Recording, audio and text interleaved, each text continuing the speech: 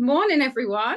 It's the first time I've given a talk in a while, so and I've never done one on Zoom before, so bear with me.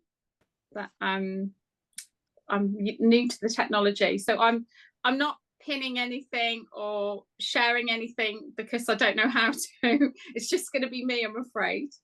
But what I'll do is I'll send the notes from what I'm talking about on the group email thing. Will that be the best way to do it, maybe? And I'll put a little list of all the books that I've referenced and used as well.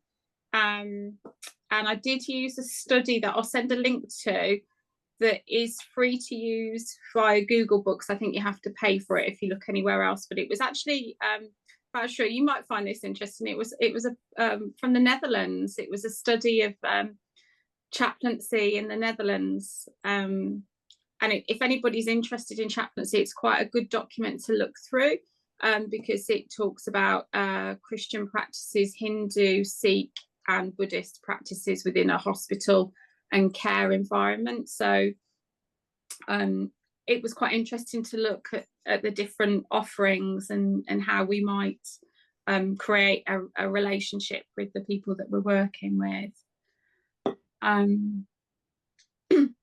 So I'm looking at sort of friendship around being a chaplain and the things that we might encounter within the relationships, both the positives and the negatives, what the barriers might be. We're going to start with a meditation, and we're also going to do another one a little bit later on. I don't know how much time I've got, Kusuma. Is it have I got an hour? A bit over an hour.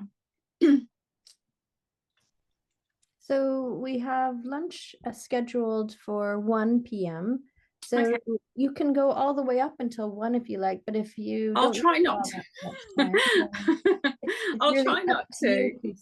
Yeah, so I'll try and finish a little bit earlier than that, and then that gives people the chance to talk about some of what I've said or reflect on what I've said afterwards. A couple of the books that I've referenced, people may or may have not seen before. I was thinking about You and Your Death Cafe. Where are we, Batka? So this book is Palliative Care, Aging and Spirituality. It's not Buddhist specific, which is a good thing in some ways because there's lots of different things to make you reflect on the relationship when caring for elderly and the dying. But I'd highly recommend that book. It's quite easy to access.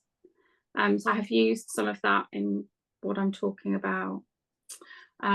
So it says, the sensitive and compassionate book provides older people who are nearing end of life and their loved ones, as well as professionals who work with these groups with a greater depth of understanding on spiritual issues surrounding death and dying. But there's quite a few things about the sort of spiritual relationship, spiritual friendship in there. And then I got this very old book. It's 1970s, the original was written. I did mention this one last night, and some of the language is quite old. Some of the terminology we wouldn't really use anymore when talking about working with people, but it's idea is that it's written for doctors, nurses, social workers, and I think the guy who wrote it was a social worker and a Zen Buddhist. But again, that had some really useful information in it, but I'll write all the ISBNs and everything down in the notes that I send round. So I wanted just to start by just sitting and breathing for a couple of minutes. So you can close your eyes or keep your eyes open, whatever you would prefer. And we're going to reflect on some of the words that I'm going to say to you. So we're going to look at what it means to be a true-hearted friend, as is outlined in the Payanita Sutta. So I'll work through it with you all, and you can sort of just go with what comes to you as you're just breathing. So we're just going to close our eyes or keep them open. I just want you to start with an awareness of your breath. And if you can, I know everybody, quite a few people have got colds, but just breathing in and out through your nose, if you can get that awareness at the tip of the nose, that's always helpful. And just experiencing the process of breathing in and out. Feeling that breath move through the abdomen, up through the chest to the collarbone. And just connecting with the throat, the flow of the breath.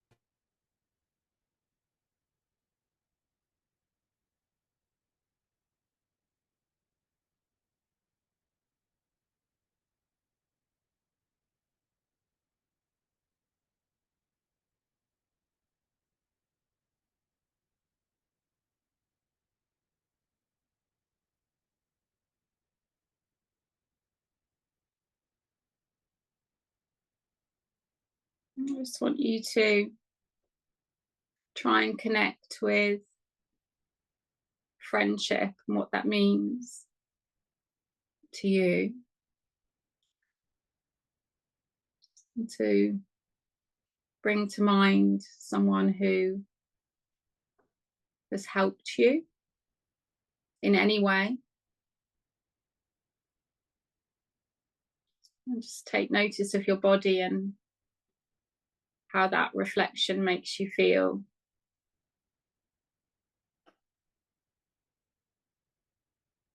Which parts of you react.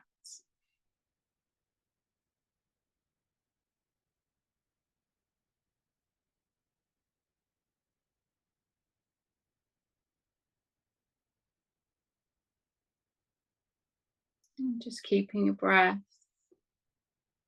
keeping that awareness of the breath.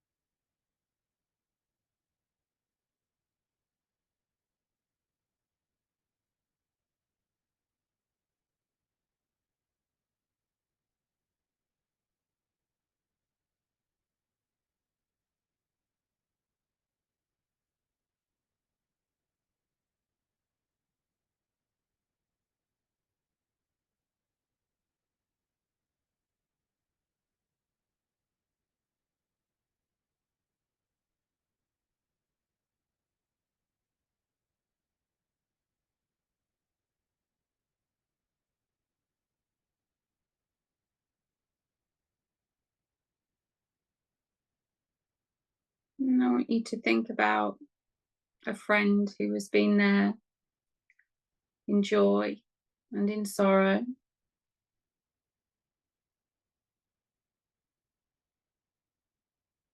Again, just noticing your body's reaction to that as you're breathing.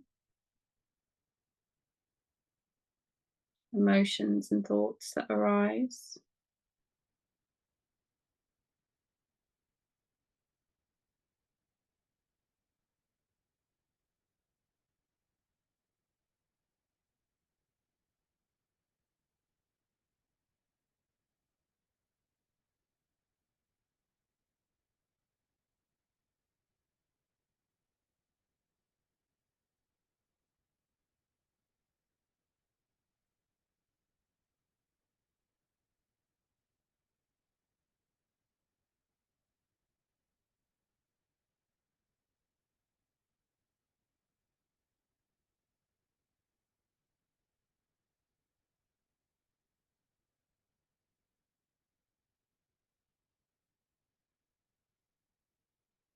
Now I want you to bring to mind a friend who you see as bringing good counsel. Someone who listens, really listens to what you have to say.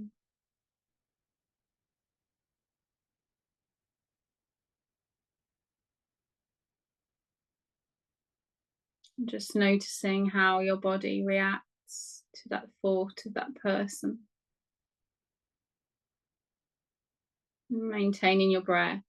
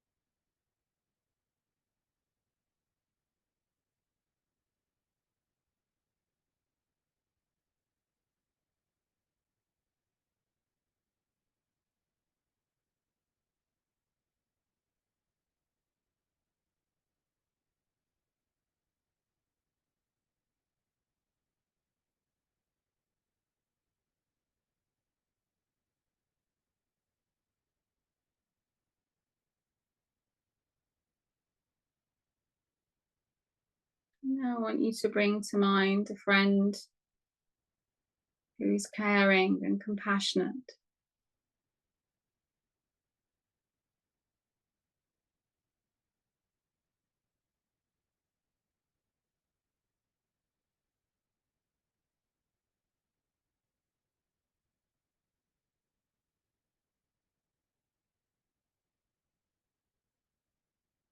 Just having that awareness again of your body.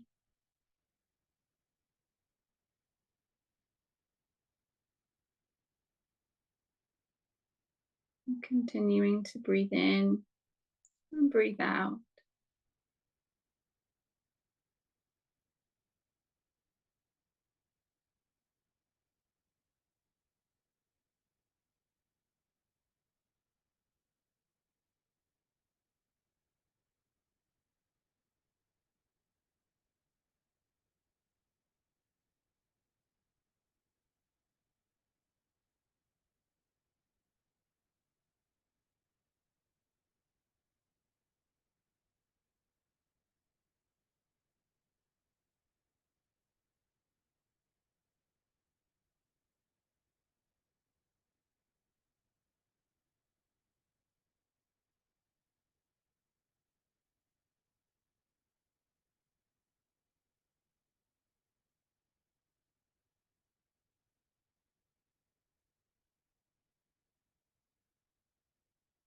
And we're just going to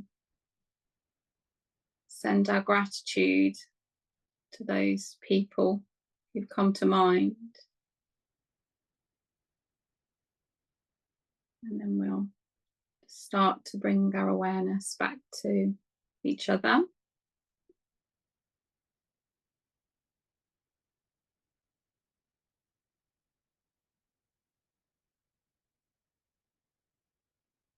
Okay.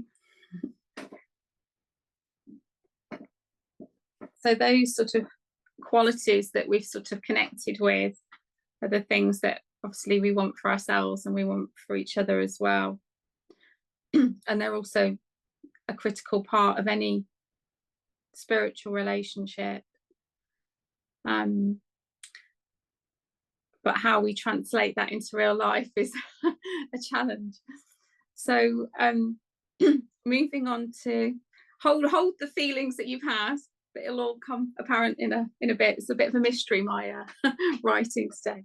So idealistically, there's lots of things that we can pull out of our bag as a chaplain or as a Buddhist even. So when you're having an encounter with somebody, you can almost have a checklist of things that you think, oh, well, I've got this in my tool bag, I've got this in my tool bag, and I can do this.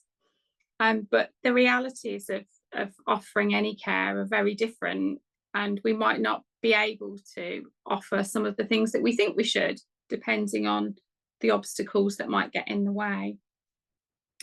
But in terms of the things that are suggested that we should offer in terms of creating that relationship, there'll be set things depending on what kind of Buddhist the person is. And feel free to put a hand up if there are things that you think that ought to be on the list or that I haven't mentioned. So obviously, as Pure Land Buddhists, we would say that we would try and strive to reach the Pure Land, and that we would work with the Nembutsu possibly to help a Buddhist if they were sick or at end of life. We might use the Bodhisattvas or the Buddhas as our guides, and even with the sort of little meditation that we've just done, it doesn't necessarily have to be a real person. You can think of one of the Bodhisattvas as your friend, the friend that guides you through your work, in terms of the friendships that you try and engage in with people. And I would say that quite a few chaplains, actually, when I've done my training, have said, oh, yeah, I definitely use the medicine Buddha. And I would say that that's definitely a bodhisattva that I've lent into before. And when I worked at a hospice, I would always start my morning in the prayer room, and I would sit and imagine the different bodhisattvas who might help me that day. So yes, Amida, but also bringing in the medicine Buddha and bringing in Kuan Yin as well. And then we might use mindfulness. Obviously, that's something that's been brought quite a lot into hospital work.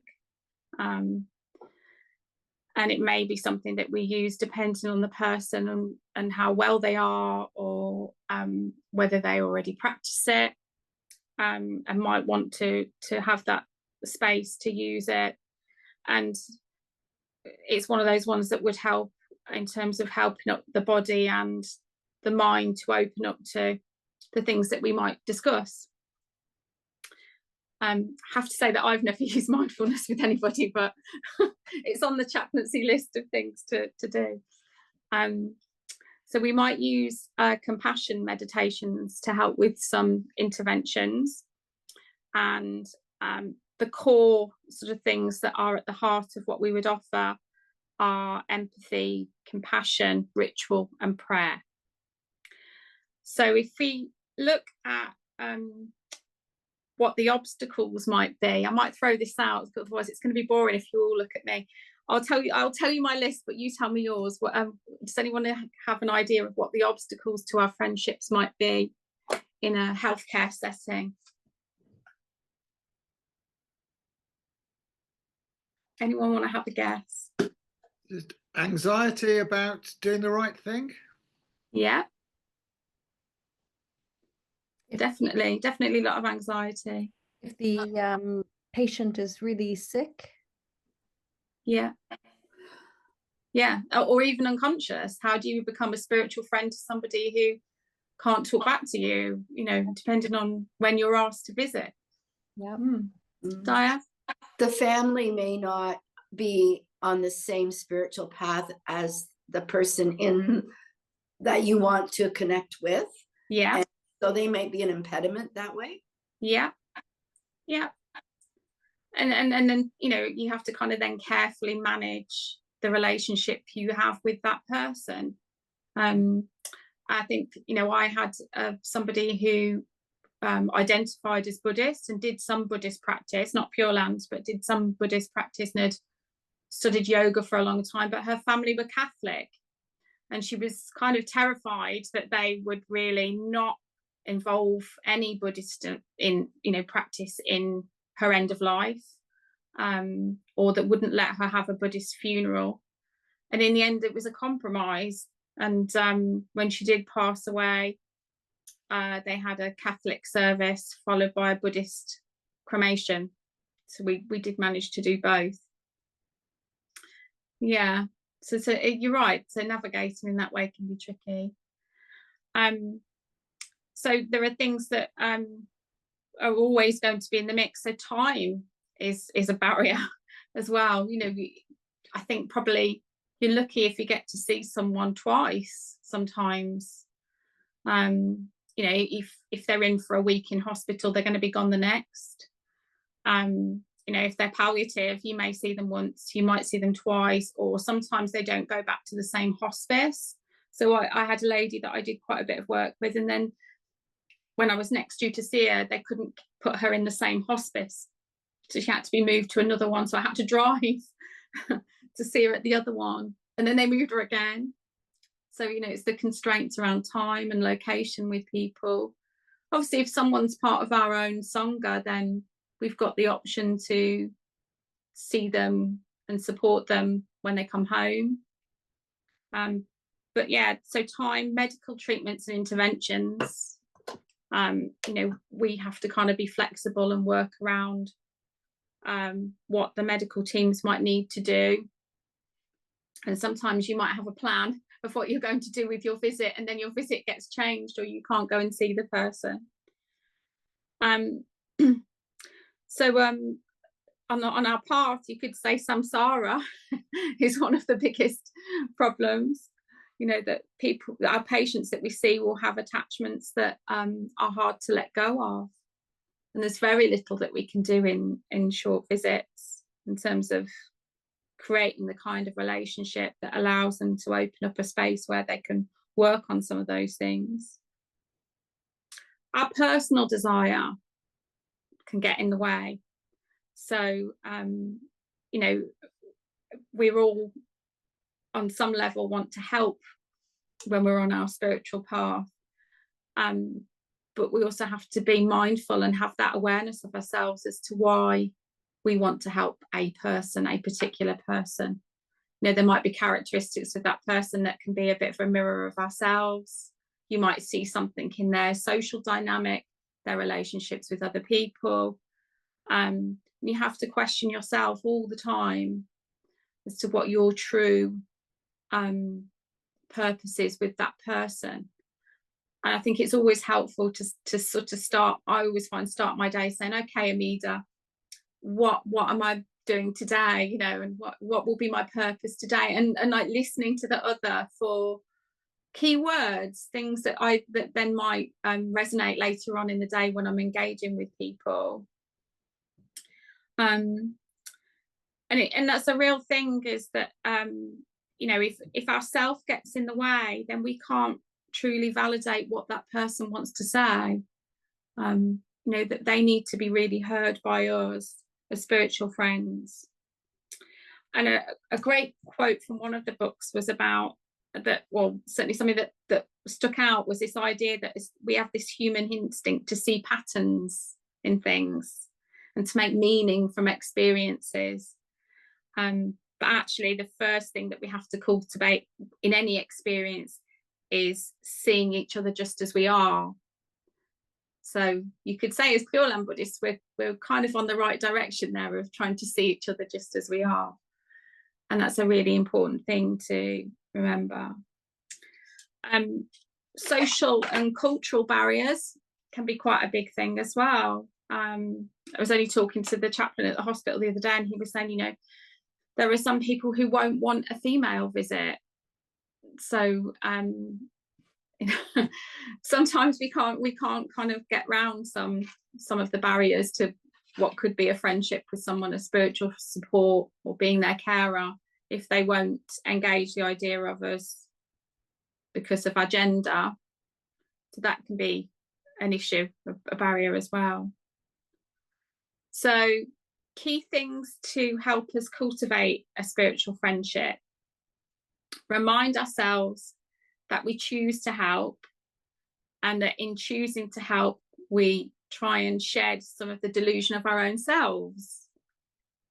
You know, so when you step into the role, when you step into the robe, and that's helpful to put the robe on and say that you are, you know, you're shedding yourself and you're becoming Buddha. You know, we wear the clothes of the Buddha. And then the idea of love flowing and not being a problem solver, because I think we can, when you're in a helping relationship, you can try and be a problem solver, and that then becomes a barrier to hearing that person. They're not going to feel heard if we're ruminating on what we think we can solve for that person rather than just listening.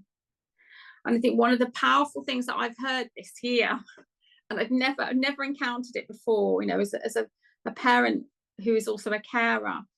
I was earlier on in the year trying to get some help for my son, and it's kind of problematic. So he had a stroke before he was born, and there are no charities, none at all, no support networks that I could find that will support a child whose stroke was pre-birth. And it's shocking that 14 years later, it's still the same as when I asked the same question 14 years ago. No help. And I was going round and round and round in circles. And then I ended up speaking to somebody from a charity. And he said, I'm sorry that I can't help you, but do you feel heard? And it really cut through, just somebody saying, do you feel heard, cut through all the upset that I was feeling and all the kind of emotions that were going round in my head. And I was feeling really like I was going to melt down any minute. And I think that's really powerful, just to say that to somebody. Do you feel heard? Because how often will you sit in front of somebody of, you know, like a social worker, a doctor, anyone with a role that's of responsibility, and have them talk to you and say, oh, we'll do this and we'll do that, but not actually say, have you been heard? Do you feel heard? Because how many times do you even come out of a doctor's surgery and go, oh, I didn't say this, or I didn't say that? Or so it's a lovely phrase, I think, to use. I don't know where they got trained in that, but I really liked it. So cultivating helpful listening. And one of the things that I found in the Zen book was actually if you struggle to listen, and I have ADHD, and so sometimes I do struggle to listen. What I found was really helpful was the idea of thinking about when you're meditating. So when you're meditating and you're saying to yourself, you know, breathing in and breathing out, or whatever triggers you use to focus yourself back to your breath, or, you know, maybe just saying Namo Amida Bu to yourself. They're the things that bring you back to focusing on what's going on with your breath. And it was saying that, you know, just so when you sit with somebody, you're exchanging your breath or exchanging your Nembutsu for the person. So thinking about the person in that way, so that you kind of engage more and listen more with them. I thought that was an interesting way to look at it. So part of our job as a spiritual friend or helper is to give the person the tools to see that they have a choice. And I think people feel disempowered when they're ill, even if they're making progress in some way with medication or treatment, they can still feel like they're saying what happened is taken away from them. And I think certainly in palliative care, people often feel that their personal choices are taken away from them by the medical profession and by their family, because nobody wants to lose their child, their parent. And there's this kind of delusion that goes around of it will be all right, we can fix them, or another round of chemo will make this person live a bit longer. And I remember the first time I worked in a hospice, I worked as a therapist at that point, and I just started to have a Buddhist practice at the time. And that led me on to doing the Buddhist counselling. But at the time, I remember having a patient who said, I've just had enough. But they didn't feel strong enough to vocalise that to their family and to the medical team. And so they were going for another round of chemotherapy that they didn't want. And sometimes they need a spiritual friend to be the person that can hear that for them, the person that they can lean into and help them make a choice. So, you know, we can use some of our tools in our kit bag to help with that. I think one of the big things that I've worked with this year that I think does empower is using compassion meditation. And in particular, I've been working with a very shortened down, watered down version of a metta that I took from the Zen Caregiving Project's website. and I've used that a few times in healthcare settings, and I used it with a meditation group earlier in the year, and we're going to have a practice at that as well and see what you think, because I find that so far people have been really receptive to doing it, and I think certainly doing it weekly has helped people shift things, and they can't say what it is that's shifted, but something has moved them and they feel empowered to do more. So we're going to have a look at that. So part of that job of being a spiritual friend and helping the person make choices, I think, is also looking for clues.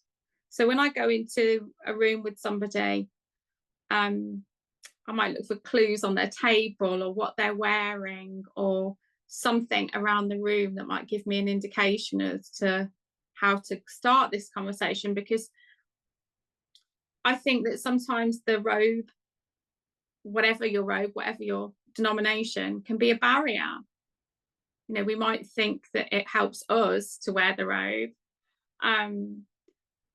but also that can be a way that someone might put a wall up, particularly if they have things that they need to let go of, that they might feel guilty about, or things that have happened in the past, relationships that haven't gone well that they need to make amends with. It could be anything that they're holding on to, and they don't. And sometimes the robe can maybe look like that judgment, that we might make a judgment.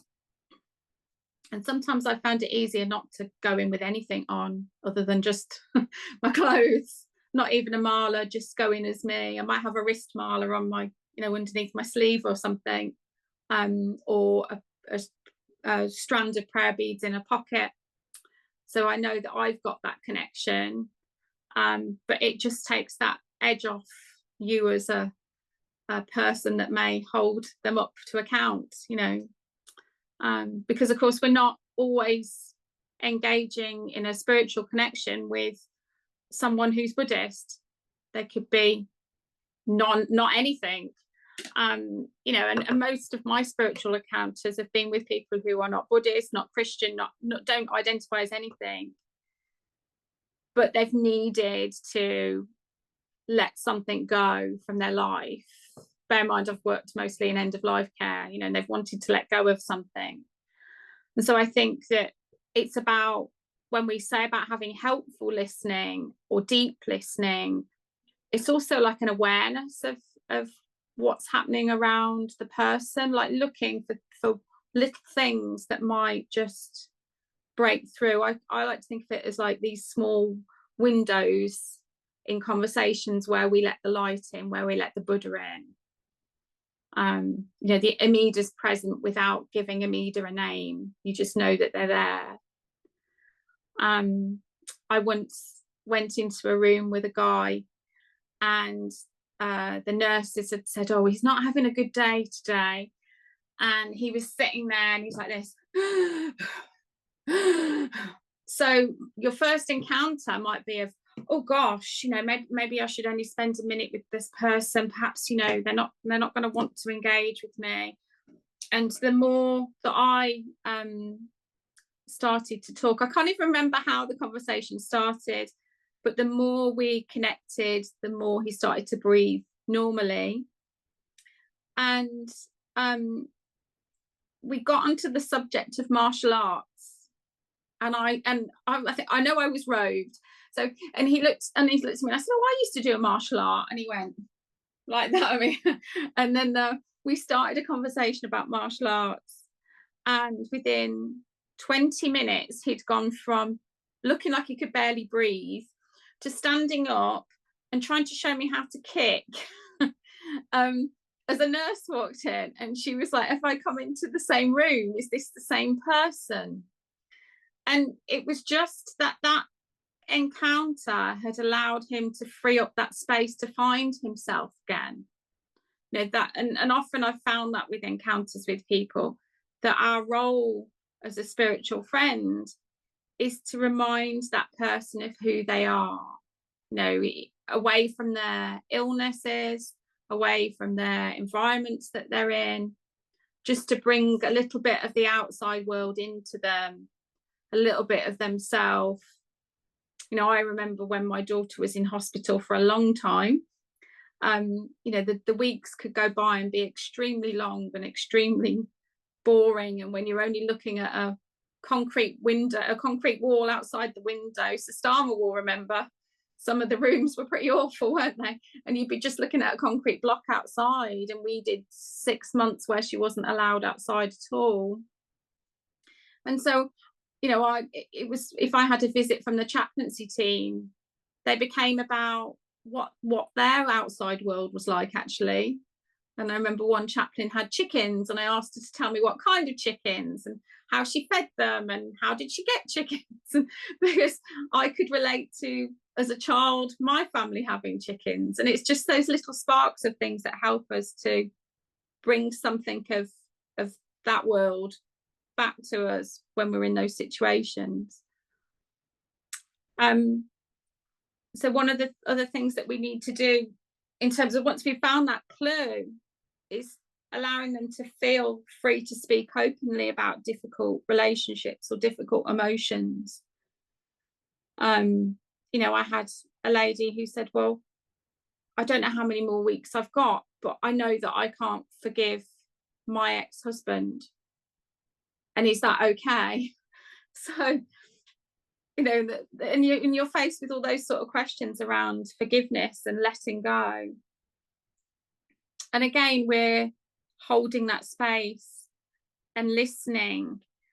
And in the listening, we're often helping them find the solutions and find the answers. It's not our job to answer the question, where we might go in and think it's our job to answer the questions. Sometimes, you know, that's the worst thing we can do.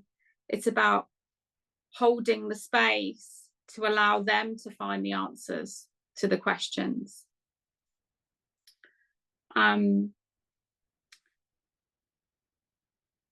The one book that I read talks about how, and I guess this is a Zen thing, I don't know, so if anybody else has done Zen, you can nod your head if this is a Zen thing, about how we're already enlightened.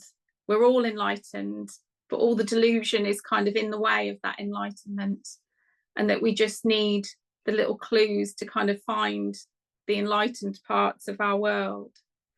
And there was a great quote, if enlightenment cannot be perceived, it is because of its ordinariness, because we seek something special.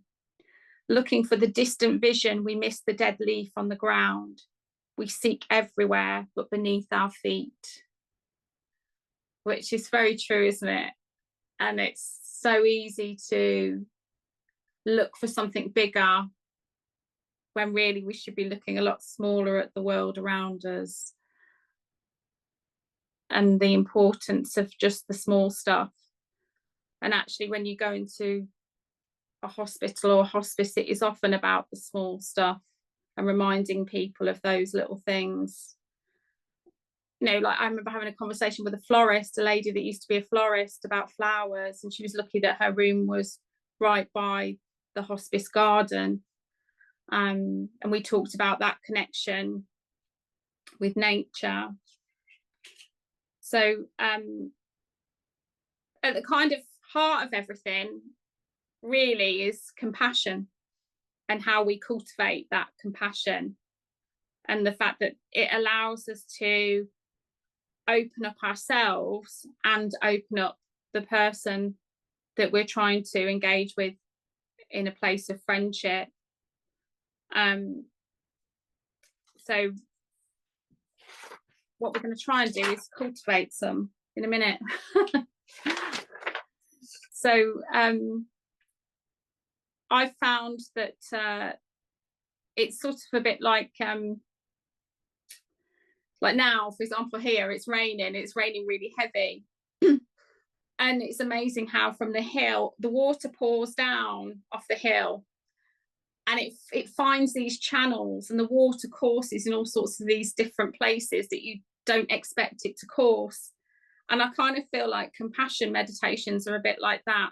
It starts to flow in places, in parts of you and in parts of your life that you hadn't considered that it might work. relationships with people, and situations will seem to kind of ease or become clearer. But of course, we can think that compassion, we can cultivate it, we can work on cultivating it, but we've also come back to these sort of barriers. So when I've worked with carers at a children's hospice, one of the things that becomes a barrier to compassion for self, and it's not just about carers, is the idea that in society that we shouldn't complain. And that might be a very British thing, I don't know. So for those of you who aren't here, if it's different in your countries, but here it's very much a case of, well, you just get on with the job. This is your role now, and there's no time to be compassionate to yourself. And then back to this state of fear that we might fear being judged or criticised. So therefore, there's no space to find compassion, because if you allow yourself to acknowledge a mistake, then that also says to people that you can't do your job properly. And that's quite a big thing for carers, is the idea that if we're being judged, what the consequences of that are. And I think particularly for parent carers, and I've met some who do the job, quite a serious job of a nurse with their child, and is that worried that they're going to do something that could become catastrophic or make the child seriously ill. So then there's a lot of fear around that. And loss is another one that becomes a barrier to being compassionate, because you already might feel loss of things in your life, and if you allow the compassion in, you worry about the future losses and the effect that they might have on your life. If you've softened yourself, if you've allowed the light in, what happens when something happens that can destroy that? The impermanence of everything can be overwhelming. Inner critics. So we might have an inner critic that's very vocal, and we might struggle to switch off. And that's quite common in meditation, as well as in relationships. Lots of students with meditation find that their inner critic is very loud sometimes. But I think the more that you do a compassion meditation, the more that you can let that inner critic disperse. And then obviously the emotions, pride, anger, jealousy, are all the ones that we can struggle with. And I think it's important to remind ourselves that compassion creates equality, whereas pity and sympathy cultivate a mindset of superiority and inequality. And I think so often we forget, and you can be in a place of offering sympathy when what we need to find is the empathy. So this particular meditation, it's only 15 minutes. And I think one of the things that I found works really well with it is, particularly if you're in a group of people, and obviously if you're going in as a chaplain, this might be, you might only have a few times with somebody, and you may not have the opportunity to get much by way of background information. And I've certainly found in my meditation group, I don't always know people from lessons. They might just come in and only come in for 3 or 4 times. So I don't know their history. I've not made a connection with them to know what their backgrounds are. And if I offer a meditation and it's the longer meta meditations that we're used to doing, I've had people say, oh, I didn't like that because I don't want to talk about family relationships. I don't want to send compassion to a specific person. That's too difficult for me, like mother, father, for example. So I think what works with this one is the fact that it's not specific to a particular person. See how you feel with it. Anyway, we'll do it, and then I'll break down each stage afterwards, so you get an idea of what it's trying to trigger in you as you go. But we'll do it and see how you feel. Is that all right? Okay. So back to just focusing on ourselves. And just having an awareness of your breath again. Just breathing in through the nose and out through the nose.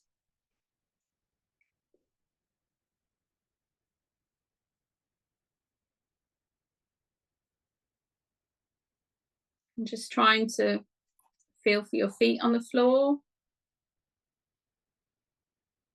Just centering yourself in the environment, having an awareness of yourself on your seat.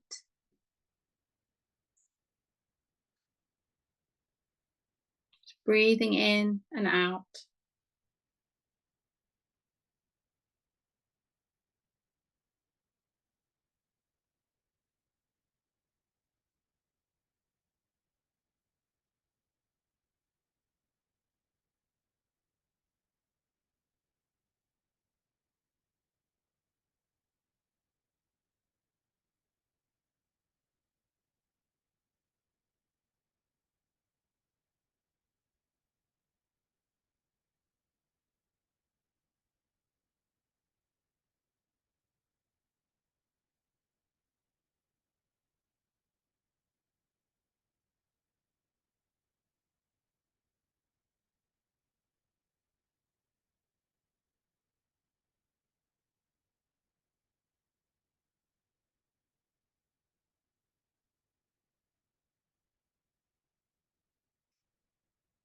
So first, I want you to think of a difficult situation that might be causing you some stress.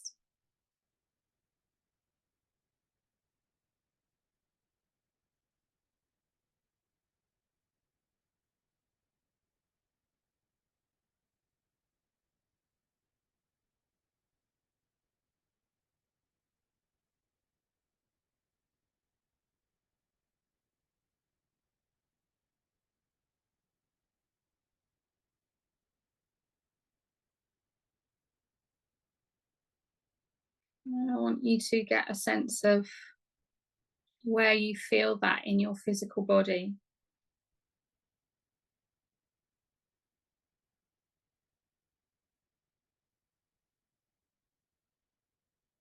Where is it causing you tension or pain?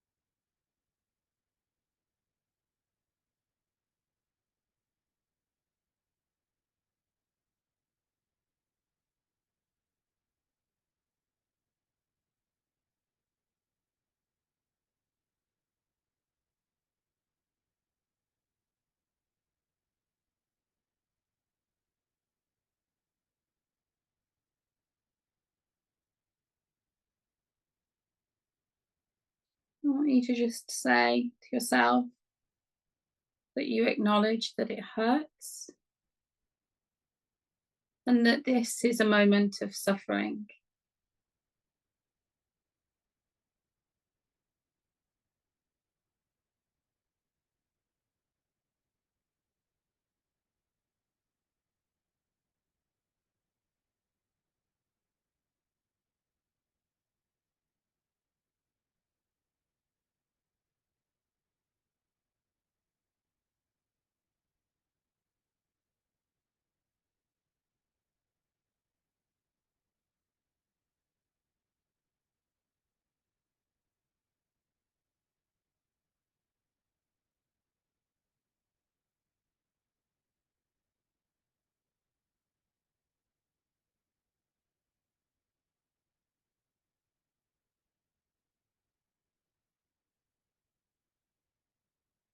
And then we say, I am not alone.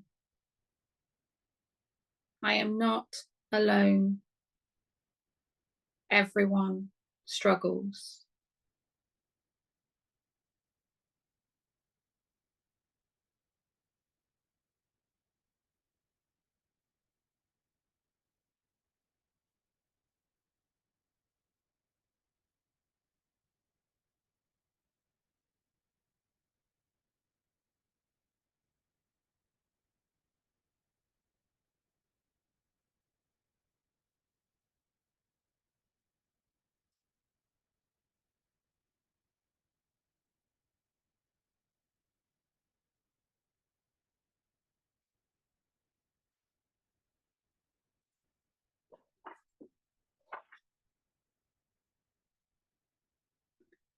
And then we're going to bring your hand to your chest.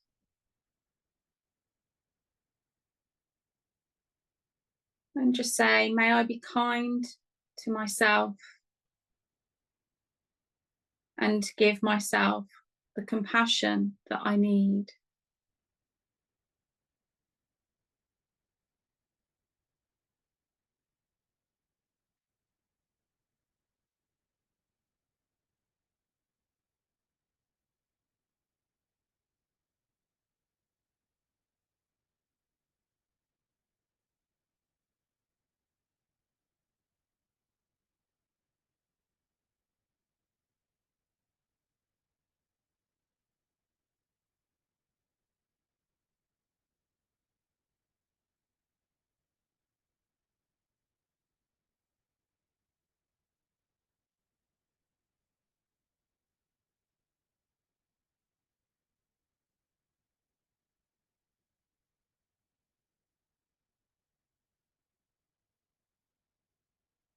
Suffering is part of life. May I be kind to myself.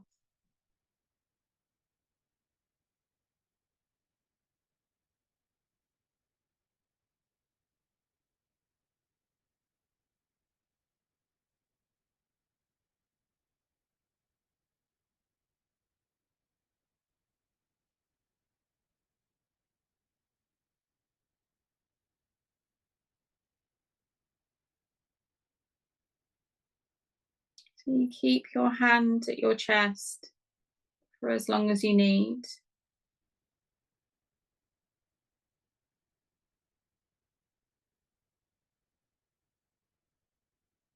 This is just allowing you to acknowledge your existence, to feel yourself, to bring comfort and compassion to yourself.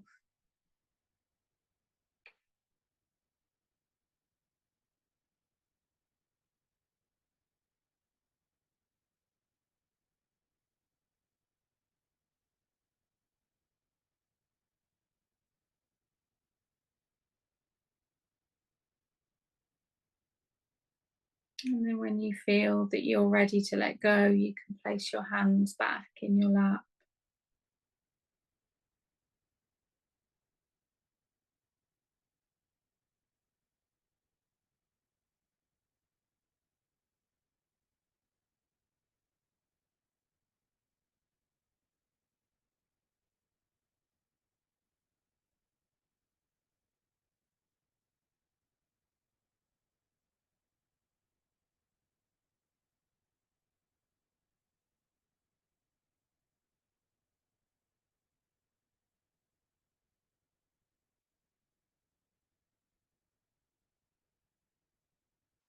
And then when you're ready, you can open your eyes.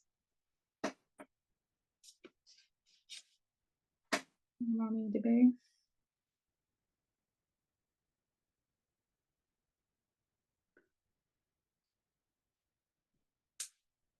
So the hand is quite important.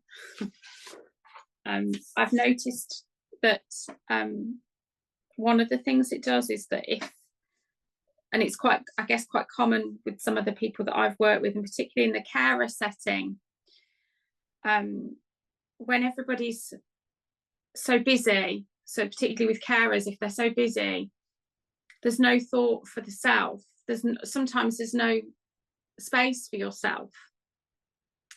So, and for anybody who doesn't feel particularly loved or even loves themselves, dare I say, I know it can be a struggle to put the hand there, but at the same time, it's very empowering to put it there, because it's a reminder that you exist and that you have worth. And depending on what kind of person they are, some people energetically feel the heat there and they feel something change there, physical shift. Depending on what kind of group I'm working with, sometimes in like meditation groups, some people have really felt that heat and something change. And then when I've worked with carers, it's about acknowledging, oh yeah, that's there, I felt that there, and now it's going, it's leaving. So had somebody message me after a workshop and say that weekend they'd felt really disorganized and a lot of stress, so they sat down with that meditation and just said that 15 minutes and just putting their hand there just helped them to acknowledge what was going on. Because sometimes you can do this meditation, I think, and you can sit down and not really know what the stress is or not know what's causing it. You don't know what's affecting your body. So say, for example, you had a bad neck and that neck was persistent for a few days, and then you might sit in meditation and ask the question. So you might sit with this one, for example, and think of a stressful situation, and then you feel a reaction in your body, and you might then realize it's the neck, is the whatever the thing is that's causing the stress. But then going through the process of acknowledging it and doing the heart thing then allows you to kind of free yourself up. And I think once we have that awareness of what that stress is doing to our bodies, we then start to increase awareness and acknowledge, okay, I need to give myself this love, I need to give myself this space. And 15 minutes is nothing really, is it? How did everybody find it? Good. Anybody have any thoughts on it? Well, No. Kusuma, I think that it was very wonderful. It was very powerful, that warmth of the hand on the heart center. I think that was really, really important. But I think the meta communication for me was look within for your spiritual friend, your Kalyana Mitra. Sometimes we always think about giving or offering it or being for someone else, but we need to be our own spiritual friend first. And so that just really was that's what hit me. Oh, thank you for that, Dia. Yeah, that's really good to say that, because that's so true. And I think in terms of how we become a friend to others, we can't really become a friend to others unless we do the self-compassion.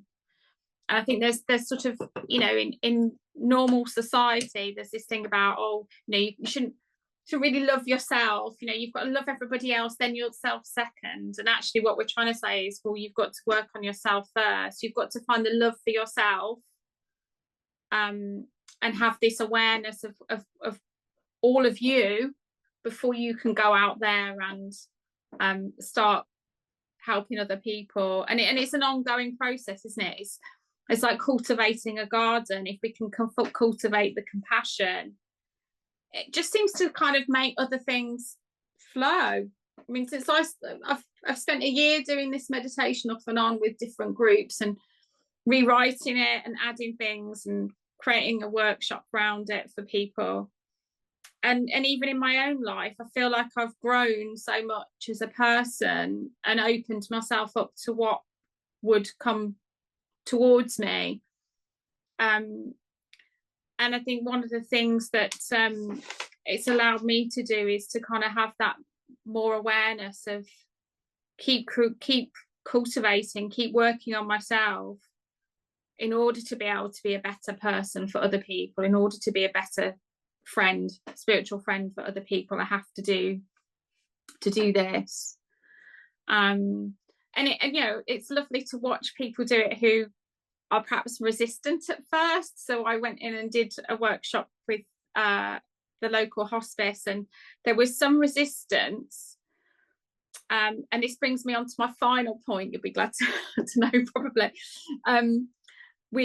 They were like, oh, I don't know. So I went and presented it to some family support workers who work with all the families of disabled children and palliative children at the local hospice. And they were like, oh, we really have to be careful with our families, how we present things to them. And I did a 2-hour workshop, and we did this meditation. And by the end, they were like, okay, nobody else can present this to them other than you. It's got to be another parent who has experienced the same thing, who's been on a similar journey, who understands them.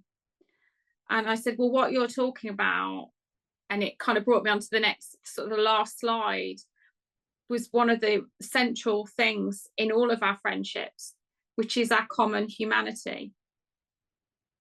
So in some ways, they're right. It could only be me, but it could be any parent carer who had the awareness and who could offer this kind of work. But they're right that, I could sit, and in a normal everyday circumstances, I might have nothing in common with those people in another part of life. But the common shared experience is that we've all had children who are very ill or have been very ill, or where we've had to take a role on of a nurse. We've all experienced that fear that comes with thinking you're going to lose your child, or knowing that you will lose your child for some of those families. So it's about that common humanity. And I think that, we can draw on our own experiences all the time in spiritual friendships to help us move people forward in terms of cultivating the compassion for themselves. I have yet to work with the family group, but the plan is that I will work with the family group, and it'll be interesting to see how that develops, and how they do engage with me or not. They may not be as receptive as is hoped. But I think that, when we sit with somebody who's a stranger, we kind of have to pull apart these little things, these little threads that may help us. So when we think about what our experiences have been of being with other people that we may know a little bit of, or not a lot of, like we're all here now, what are the things that the threads that bring us together? The obvious thing for all of us is Amida Buddha. And we can all have very different lives, very different, we might have different political opinions, we might have all sorts of different ways that we see the world, but what the thread that brings us together is Amida and Amida's love. And in some ways, as corny as it sounds, it's the love, isn't it, that floods everything. That the light of that love, it overflows to all sorts of things. So the examples that are given in terms of common humanity that I found in terms of our spiritual care and friendships are things like our spiritual practice. And in some ways, that's the easy one, isn't it? If you rock up to a person to offer spiritual support and they are a Buddhist, you've got things in your tool bag that you can use. I went to see a man in a care home who didn't even speak English. He was from Thailand. And so I'm Google Translate, hello, my name is Kusuma, and recorded it. And then I can't remember what else I did, but it was about 3 phrases to try and press so that he could hear them and know what was going on. And then we discovered that he knew Kuan Yin. So I was able to offer the Kuan Yin chanting to him, and then they got it up on YouTube. and kept playing it in the morning for him, and it was keeping him calm when they were trying to get him dressed in the morning.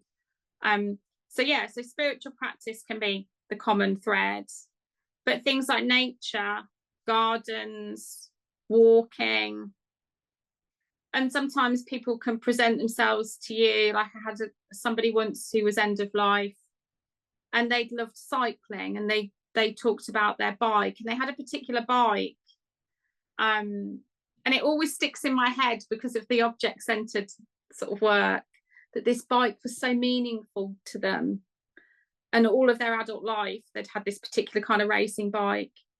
And obviously, as somebody who I've cycled, not in those kind of ways, but I can, you know, when they're talking to me about the wind behind them, I can understand what that feels like because I've been on a bike, you know. So it's finding those little threads of things that then allow you to open them up to the spiritual. And you know, I always think about that particular encounter, that for the hour that I was with that person and they talked about their bikes, that's all they talked about.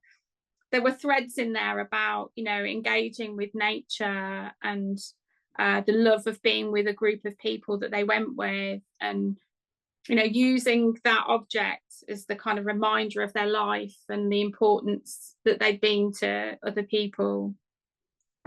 And then you've got things like arts and crafts and music that are also part of the idea of having this common humanity.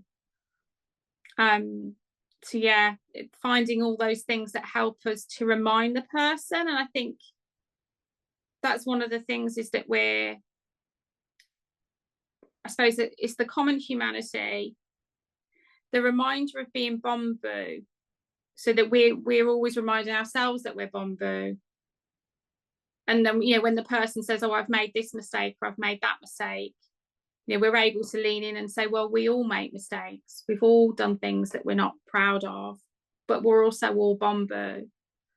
And that we're in that moment where we do that, where we remind ourselves of the bamboo part of things, it's also about acknowledging our own suffering and the suffering of the person that we're with.